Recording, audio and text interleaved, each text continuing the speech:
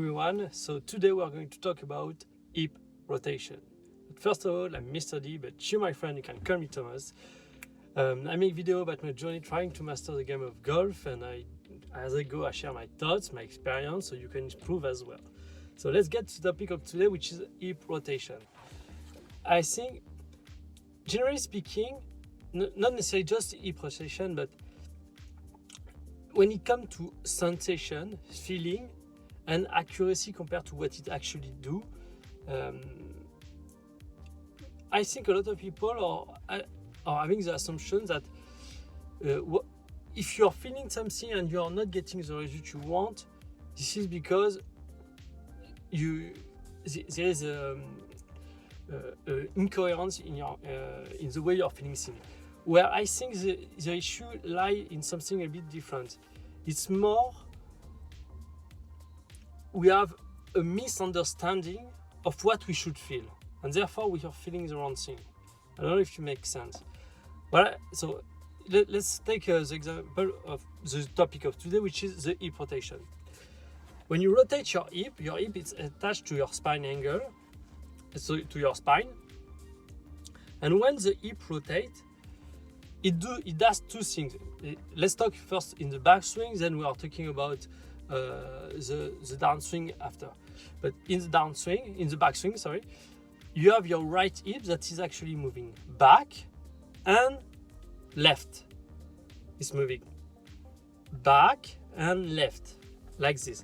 And so what you should feel when you are actually rotating your hips is those two sensations, having your right hip that is moving back and left, where the left hip is doing the opposite, is moving forward and right.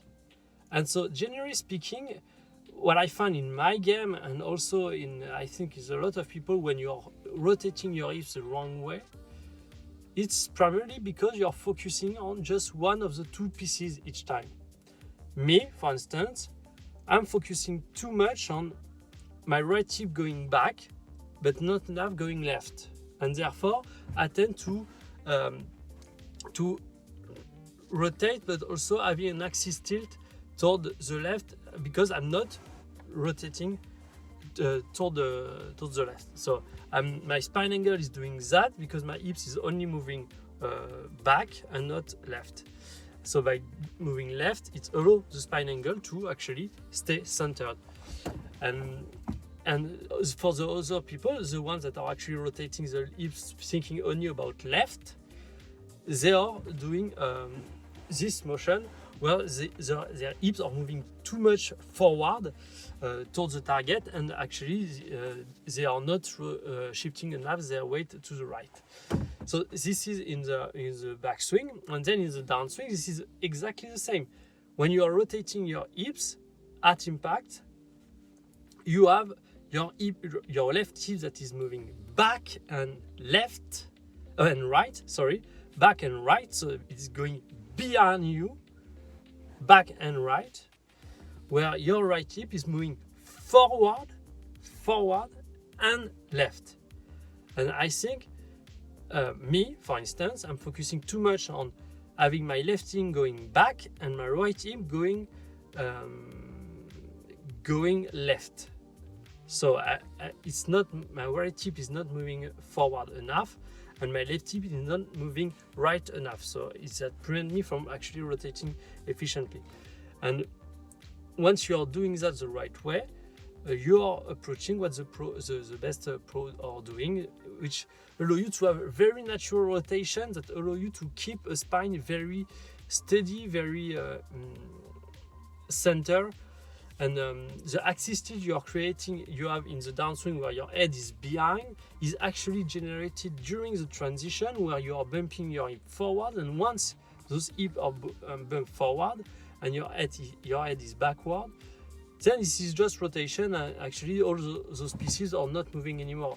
And in order to actually be consistent and don't move during those rotation, in order for you to have your entire upper body that is still, you need your hips to be rotating around your spine. And if you're not doing that, if you're just focusing on one parameter for each hips and not the two at the same time, you're causing your spine to tilt and change just before impact or during the dancing. And this is the main cause of inconsistency. I think this is some understanding I had today, and I wanted to share it with you. So if you like the video, don't hesitate to smash the like button, comment if you have any thoughts, and I see you next time.